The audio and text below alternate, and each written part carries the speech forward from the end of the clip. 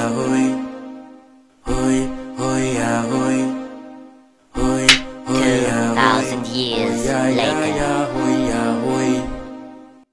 Tadi Sadik Al-Sigara, di mana suara kamu ketika kamu menjadi menteri? Ketika Tun Dr. Mahathir melantik Tommy Thomas peguam kepada Lim Guan Eng dan juga peguam kepada Ketua Komunis Melayu menjadi peguam negara. Kenapa kamu tak bersuara? Kenapa ketika ahli jawatan kuasa PKR Pusat yang merupakan orang kanan kepada Azmin Ali diangkat menjadi Ketua Pesuruhjaya SPRM, ada kamu dengar muda ke ataupun Syed Saddiq ke membuat satu kenyataan membantah dan sebagainya? Tak ada, tuan-tuan, ketika itu.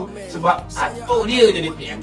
Bila atuk jadi PM, cucu diam saja, saudara. Tak ada berdecit pun tidak. Langsung tak kata apa-apa. Bila seorang polis yang dah pencet, bekas timbalan SB, pengarah pun tak pernah jadi, kamu jadi timbalan pengarah SB. Dah 2 tahun tanam sayur. 2 tahun, tuan-tuan, tanam sayur. Dah tanam sayur tu dia ambil mana? Orang tanam sayur dia ambil mana? Oh, yang mata dia pun kabur, dia angkat menjadi ketua polis negara. Ada kita dengar Syed Saddiq bising, tuan-tuan? Cara, tuan-tuan. Senyap, zip mulut, diam 1000 bahasa. Saudara, saya nak beritahu, zaman Syed Saddiq menjadi Menteri Kabinet Atuk, berapa ramai yang telah di DNA dan DAA. DNA dilepaskan dan dibebaskan, dan berapa ramai yang dah dilepaskan tanpa dibebaskan. Saudara, kes berprofil tinggi ni, saudara, ada lebih kurang 15. Dimulakan dengan pembebasan Eric Paulson. Kalau Syed Saddiq lupa, saya bagi ingat siapa yang telah dibebaskan. Sebaik saja manusia bernama Tommy Thomas diangkat. Pertamanya, saudara, kes yang melibatkan Lim Guan Eng, Pang Lee Kun, Sibarasa Rasya. Sibarasa ada 2 kes. Thomas Su,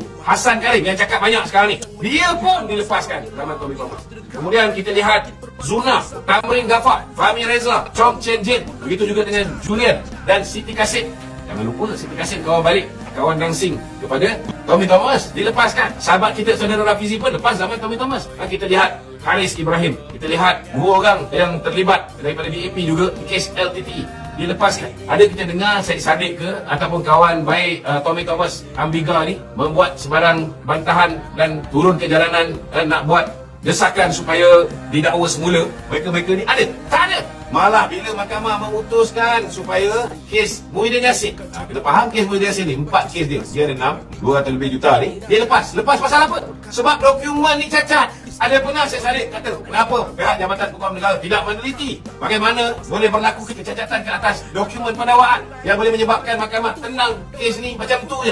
Ada pernah Syed Saddiq pertikaikan? Ada pernah Syed Saddiq kata kita nak buat tuntutan? Tak ada. Sebab apa? Sebab Muhyiddin hari ni sudah cium mulut balik dengan atuk Syed Saddiq. Ini tuan-tuan kena faham, saudara. Sama juga Syahidan Kasim ketika zaman Mahathir memerlukan Syahidan Kasim untuk bersama dengan dia daripada seorang pencabul kehormatan. Akhirnya dia juga dilepaskan tanpa dibebaskan. Dan kita pernah tak dengar Syed Saddiq bila mana IGP yang kabur matanya ni, tuan-tuan, dah tak ada. Ada kita dengar Syed Saddiq minta supaya dibuka balik kes Azmin Ali dan juga Haziq yang jelas-jelas, tuan-tuan, satu dunia dah tahu bahawa yang berlakon dalam filem Semburit ini ialah Azmin Ali dan juga Haziq. Yang telah pun mengaku, Haziq dah mengaku itu dialah yang partner kepada Azmin Ali. Ada pernah kita dengar Syed Saddiq ini bersuara, tuan-tuan? Tak ada. Mereka hanya bersuara, saudara, bila mana apa yang berlaku itu tidak menguntungkan puak dia. Contohnya, bila bocor bahawa ada bukti kukuh memorandum dalaman ini jelas membuktikan bahawa Dato' Syed tak sepatutnya didakwa. Dato' Najib Tan Sri Irwan tak sepatutnya didakwa. Tak ada kes. Peguam Negara Tan Sri Idrus dah betul lah tu, dia buat benda yang betul. Dan kita juga ucap tahniah dan terima kasih kepada Hakim Polis Perak. Cukup adil, dia grant apa yang diminta oleh Jabatan Peguam Negara. Walaupun kita minta supaya dilepaskan dan dibebaskan, Peguam Dato' Syed minta dilepaskan dan dibebaskan, tetapi dia konsisten, dia ikut apa yang diminta oleh Jabatan Peguam Negara. Dia hanya lepas tanpa dibebaskan, supaya bila nanti kita buat RCI ada bukti baru. Bila ada siasatan ke atas apa yang didakwa ini ialah penawar terpilih ni, kalau betul, maka kalau perlu dakwa, kita dakwa semua. Kalau tak perlu dakwa, jangan lupa orang yang terlibat dalam proses penawar terpilih ini akan kita hadapkan ke muka pengadilan. Hari ini yang Syed Saddiq, Ambiga dan puak-puak yang rapat dengan Tommy Thomas ni takut, tuan-tuan, ialah takut orang yang terlibat melakukan konspirasi mengenakan pemimpin-pemimpin UMNO ini dihadapkan ke muka pengadilan. Itu sebenarnya yang menyebabkan dia ni bising-bising. Yang paling takut sekali ialah bapa puaka yang telah melakukan penawar terpilih ini. Siapa dia? Kalau nak tahu, kena tanya dengan Tan Sri Tommy Thomas. Sebab dalam buku Justice in Wilderness, beliau mengatakan bahawa terdapat campur tangan eksekutif, dalam kata lain, tuan-tuan, arahan daripada Perdana Menteri Mahathir Mohamad. Kita pun tahu hubungan baik Syed Saddiq dengan Mahathir Mohamad. Tuan-tuan, jadi kena faham kenapa kenapa mereka ini gelabah? Kerana kalau diheret Mahathir ke muka pengadilan, termasuklah kerana pendakwaan terpilih yang dilakukan ketika dia menjadi Perdana Menteri. Saudara, ramai yang akan terpalih. Ini yang ramai orang takut.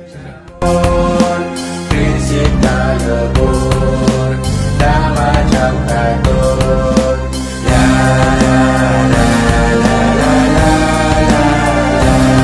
Kata Datuk Seri, ini bukan cerita mahkamah,